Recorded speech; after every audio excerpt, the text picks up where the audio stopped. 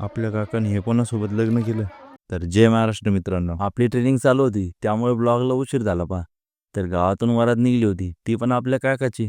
साऱ्या गावाचे पोरं नाचत होते, पण आपलं ब्लॉगमुळे काही नाचणंच झालं नाही. तर आपल्या काकाचा लुक तर लय डेंजर, त्याला शेरवानी तर लय स्पेशल, गावच्या राशनच्या दुकानातून आणली होती.